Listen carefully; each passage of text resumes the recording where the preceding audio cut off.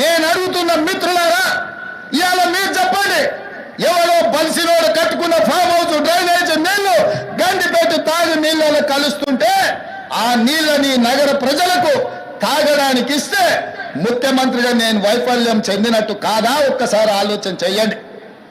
భవిష్యత్ తరాలకు అందించాల్సిన బాధ్యత చెరువులు, కుంటలు, నాలాలను ఎవడెవడో ఆక్రమించుకుంటే వాళ్ళ ఆక్రమణలో చెరబడితే ఇవాళ నగరం మీద ఉప్పెనై వరదలు వస్తున్నాయి. ఆ వరదలు ఎక్కడికి వెళ్తున్నాయి? బస్తీలో ఉన్న పేదోళ్ళ ఇళ్లకు పోతున్నాయి. పేదోళ్ళు జీవితకాలం కష్టపడి సంపాదించుకున్న ఫ్రిడ్జ్, టీవీ, మంచము, బట్టలు, కట్టుకున్న బట్టలతో సహా అర్ధరాత్రి పూట వాళ్ళ ఇళ్లకు నీళ్లు వస్తే తడిసి ముద్దయి అనాథలాక రోడ్డు మీద నిలబడాల్సిన పరిస్థితులు వచ్చినాయి. మున్నేరు వాగు పక్కన ఖమ్మంలో అయినా, వరంగల్ జిల్లాలో అయినా, హైదరాబాద్ నగరంలో అయినా, కృష్ణానది ఒడ్డున మునిగే ప్రాంతాలైనా దుర్మార్గులు ఆక్రమించుకున్న చెరువుల వల్లనే ఇవాళ వరదలు వస్తున్నాయి. అందుకే హైడ్రాను ప్రారంభించడం. హైడ్రా స్పెషల్ టాస్కే ఈ చెరువులను ఆక్రమించిన వాళ్ళను చెరబట్టాలని, చెరబట్టిన వాళ్ళ నుంచి విడిపించాలని, అలాంటి వాళ్ళను అవసరమైతే చెరసాలకు తోలాలనేది నా ప్రభుత్వ విధానం.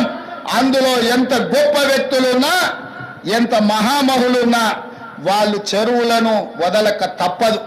అందుకే ఈ వేదిక మీద నుంచి గొప్ప వ్యక్తులకు నేను విజ్ఞప్తి చేస్తున్నా, అయ్యా, ఆక్రమించుకున్న చెరువులను మీరే వదలండి, గౌరవంగా పక్కకు తప్పుకోండి, నీటిపారుదల శాఖకు అప్పగించండి, మీకేం కావాలనో పోయి దూరంగా కట్టుకోండి.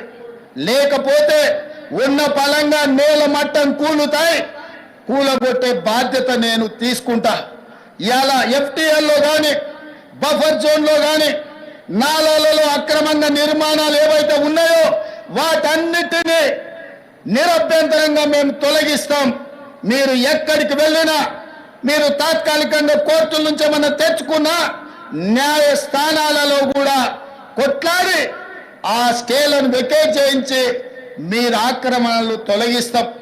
ఇదే కాదు, ఇవాళ మూసి ఒకప్పుడు అనంతగిరి నుంచి వచ్చే కృష్ణానది జలాలకు ఒక ఆలవాలం. కానీ ఇవాళ కాలుష్యం అయిపోయింది. ఇవాళ మన బతుకులను చిందరవందర చేస్తున్నాయి. నల్గొండ జిల్లా రైతులు ఇవాళ ఏడుస్తున్నారు. హైదరాబాదు నగరంలో నుంచి వచ్చిన కాలుష్యం నల్గొండ ప్రజలకు చేరుతుంది. అక్కడ పంటలు కూడా విషమయమైపోయినాయి. మా కోమటిరెడ్డి వెంకటరెడ్డి గారు పదే పదే నా దృష్టికి తీసుకొచ్చి నల్గొండకు వస్తున్న కాలుష్యాన్ని నియంత్రించండి, మూసిని ప్రక్షాళన చెయ్యండి అని. అందుకే కేంద్ర ప్రభుత్వ సహకారంతో మూసి ఆక్రమణలు తొలగించి మూసిని ప్రక్షాళన చేసి ఒక అద్భుతమైన మూసి రివర్ డెవలప్మెంట్ ఫ్రంట్ ను అభివృద్ధి చేసి పేదవాళ్ళకు అక్కడ వ్యాపారాలు చేసుకోవడానికి అవసరమైన అవకాశాలు కల్పిస్తాం.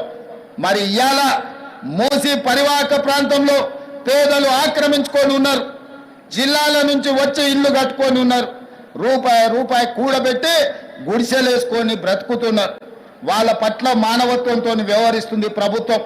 మూసి నాలలో ఉన్న శాశ్వత నివాసదారులు ఎవరైతే ఉన్నారో వాళ్ళందరికీ డబుల్ బెడ్రూమ్ ఇల్లు ఇచ్చే బాధ్యత ఈ రాష్ట్ర ప్రభుత్వం తీసుకుంటుంది.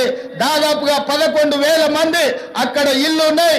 ప్రతి వాడికి 11 కాదు, అవసరమైతే 12,000 మంది అయినా ప్రతి వాడికి డబుల్ బెడ్రూమ్ ఇల్లు ఇచ్చి వాళ్ళని ఆత్మగౌరవంతో బ్రతికేటట్టు ఈ ప్రభుత్వం పునరావాసం కల్పిస్తుంది.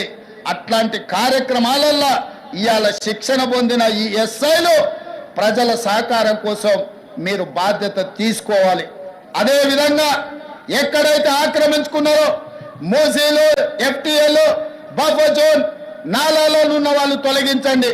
ప్రభుత్వ భూముల్లో లేకపోతే ప్రైవేట్ భూముల్లో అనుమతి లేకుండా కట్టుకున్న వాళ్లకు వాళ్ళని ఏదైనా రెగ్యులరైజ్ చేయడానికి స్కీమ్ ఉంది. కానీ ఎఫ్టీఎల్, బఫర్ జోన్, నాలాల వాటికి రెగ్యులరైజేషన్ స్కీమ్ లేదు. ఇవ్వాలి, కాకపోతే రేపైనా వాటిని తప్పకుండా తొలగిస్తాం. వాళ్ళ పట్ల కఠినంగా వ్యవహరిస్తాం. మీ అందరికీ నా విజ్ఞప్తి ఒక్కటే, రేపటి నుండి ప్రజల దగ్గరికి వెళ్తున్నారు. తెలంగాణ ప్రజలకు విశ్వాసం, నమ్మకం కలిగించండి.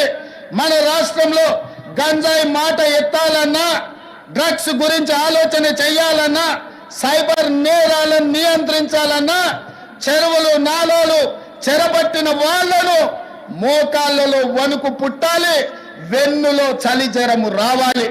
ఆ విధంగా మీరు ఈ తెలంగాణ సమాజానికి సేవలు చేయవలసిన అవసరం ఉన్నది. నేను మిమ్మల్ని అడుగుతున్న ఒకే ఒక్క మాట, మీరు ఈ బాధ్యత తీసుకోండి. ఇది మన తెలంగాణ, మన తెలంగాణను రక్షించుకునే బాధ్యత మన మీద ఉన్నది. నేను వేరు మీరు వేరు కాదు. వాళ్ళు నేరగాళ్ళు, ఆ నేరగాళ్లను పట్టుకొని అడ్డు తొలగించే బాధ్యత మీది నాది. ఈ వేదిక మీద ఉన్న పెద్ద అధికారులది. పెద్ద అధికారులు మేము ఆదేశాలు ఇస్తాం, కింద అమలు చేయాల్సిన బాధ్యత మాత్రం మీదే. అందుకే ఈనాడు ట్రైనింగ్ నుంచి శిక్షణ పొంది 9-10 నెలలు శిక్షణ పొందిన మీరందరూ తెలంగాణ సమాజానికి సేవలు అందించబోతున్నారు. తెలంగాణ ప్రజలకు విశ్వాసం కల్పించండి. ఇది ఉద్యోగం కాదు, ఇది భావోద్వేగం. ఈ తెలంగాణను కాపాడుకుంటాం. ఈ తెలంగాణను కాపాడడానికే మేము ఈ కాకి డ్రెస్సును ధరించినమని వాళ్ళకు విశ్వాసం కల్పించాం.